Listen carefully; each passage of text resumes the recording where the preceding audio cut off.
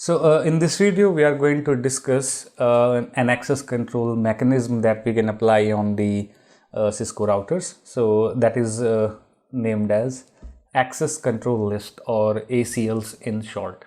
So we already covered the routing part, and we know that the router maintains the routing table, and based on the entries in the routing table, a router can route the packet from one point to the other point. So let's say we have made a topology where there are a few hosts, there is a router. What if I do not want some specific users to communicate with other? Maybe I might want to block the entire network, or I might just want to block one particular machine. So access control list and ACL, it is just a list which we can configure on the router, and this list is going to control the packet flow through the router. So any packet that is entering the router or that is leaving the router can be inspected by the access control list applied on the router, and then based on what entries we have made, either the packet is going to pass through the device or it is going to be blocked by the device. So we can apply an access list on a router interface to block certain packets from going towards a particular network or entering into a particular router. So this is one use of the ACL. ACL we can apply for the traffic filtering. Later on you will also study that ACL we can also apply for the route filtering. So consider access list as a guard. Consider an access list as a guard which is having a list of the candidates which are allowed to enter this particular, let's say, hall. It could be like, you can assume whatever you want to assume. It could be a movie theater or any particular entrance, any particular place where the some kind of checking is required. So the thing is that whenever some person comes, that person will have his name. Then the guard is going to look up the name in the list. Now there are three possibilities that might occur.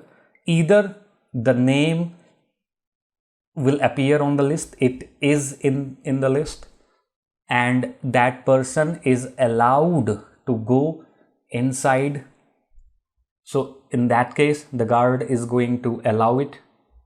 Now, second option, the name appears on the list, but the person is blocked as per the list. There might have been some problems in the past, so that person is not allowed to enter to the hall. So the guard is going to block it. The third possible case is that the name doesn't even appear on the list. In that case, the guard is also going to block that person from entering the hall. So based on what entry we have created on the device, either the person is going to be allowed or the person is going to be blocked, just like a filtering mechanism that is applied in this particular scenario.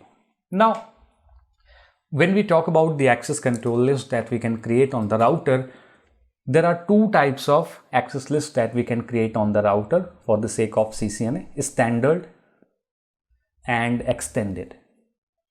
Standard access list and extended access list are two types of access lists that we can create on the router. Now, standard access list, it doesn't matter if you are creating a standard access list or extended access list. Either you can create the standard access list by a name, or you can create the standard access list by a number. Same goes for the extended as well. Either you can create the extended access list by a name, or you can create an extended access list by the number. So if we are creating a standard access list, we will see what is the standard access list. So in the standard access list, if you want to create the named access list, you can choose whatever name you want to choose for the access list. But if you want to create a numbered standard access list, you must choose the number from 1 to 99. This is the normal range of the standard access list. So the standard access list range from 1 to 99, and there is an expanded range for the same, that is from 1300 to 1999. This is the expanded range of the standard ACL. In the same way, if you want to create an extended access list, the extended access list, if you want to create the named extended access list, then it's okay. If you want to create an access list, extended access list, and if you want to create a named extended access list, the name could be anything. But if you want to create a numbered extended access list, in that case the number must be either from 100 to 199, that is the normal range, or it could be any number from 2000 to 2699, which is the again expanded range for the extended ACL. So when we define the name, when we define the list, this is the list. When we define the name of the list, the name could be anything, or if we define the number must match these numbers to be for it to be a standard access list. And if you wanted to create the extended access list, same rule is applicable for the extended ACL as well.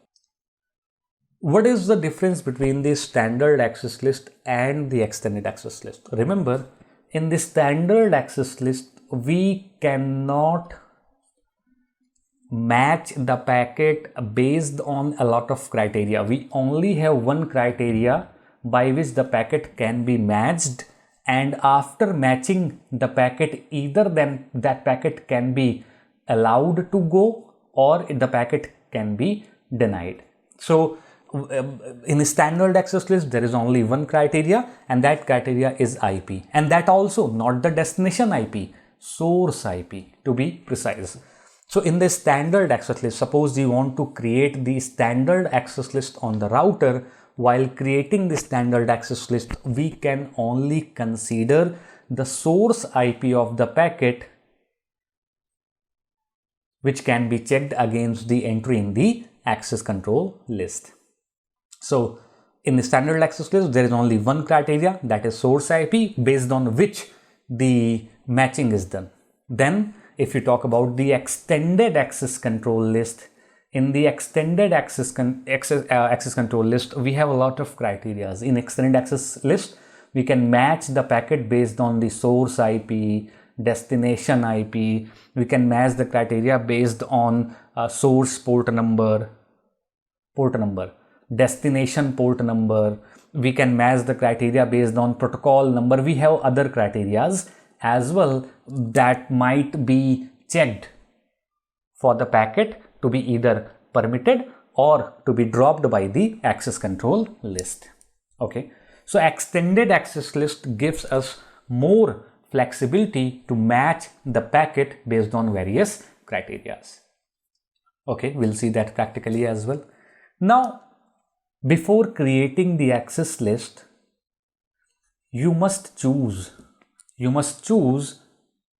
where you have to create the ACL, and means you have to select a location where you want to create and apply the access control list. So plan the location first of all. So suppose you have a network where there are a lot of routers. Let's say there are 4 routers, 5 routers, they are connected, something like this maybe. So first of all, you must decide where to create that access list. Do we have to create the ACL on router 1, router 2, router 3, router 4, or router 5? And that, let's say you have decided to create the access list on router 3. That's fine. Now you have created the access list on router 3. Now on which interface you want to apply the access control list for the traffic filtering? Always remember, ACL is created in the configuration mode of the device, but it is applied under the interface configuration mode when we apply the ACL for the traffic filtering. So now, do we have to apply the access list on FA0 by 0, or do we have to apply the access list on FA0 by 1? let's say you have to apply the access list on FA0 by 1, then under the interface configuration mode, under the FA0 by 0 interface, do we have to apply the access list in incoming direction of the packet or in outgoing direction of the packet? So direction also matters. You have to plan the location as well as the direction.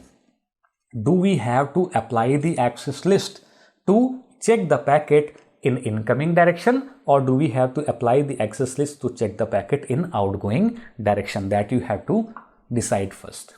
So always remember, under an interface, either you can apply the access list in inbound direction or you can apply the access list in outbound direction. So in inbound direction basically means when the packet is incoming onto that interface, the packet will be matched against the ACL. And outbound direction means when the packet is leaving that particular interface, the packet will be matched against the entries in the access control list. So first of all, you have to plan the location and the direction, like in which on which router you want to create the ACL, and then in which direction you want to apply the ACL. Then second, create the ACL onto that particular router. So once you have decided that you have to create the ACL on, let's say, router 3, so create the ACL on router 3. And to create the ACL, you might have to use one or more access list commands that we will see later on. You might want to apply the standard ACL or extended ACLs. Okay. Then third, you have to apply, finally, you have to apply the access control list under the certain interface, under the correct interface, either in inbound direction or in the outbound direction. So first, plan a location and direction. Second, create the ACL. And third, apply the access list in a correct direction. Okay. Now, so ACLs, it is just a mechanism by which we can allow a certain packet to either pass through the router or to deny onto the router itself. ACLs, this is what we use the ACL for traffic filtering. We can also use the ACL for the route filtering, and by route filtering, what we can do, we can go under the certain routing protocol, and there we can apply the access list to filter certain routes from coming in the routing table. This concept we are not going to cover. Other than that, what we can do, we can also use the access control list to first verify the IP address of the incoming VTY connections. Like suppose someone is trying to do a remote access to your device. So what you want to check. You want to check the IP of the source first, and if it is okay, then only you want to allow the telnet or SSH. So for that task, we can use the ACLs as well. So ACLs has a lot of tasks. Later on, you will see that ACL we can also use in NAT to match the certain packets. So ACL has a lot of use. Our focus is just going to be on the traffic filtering. We will also see how we can apply the ACL to block the VTY.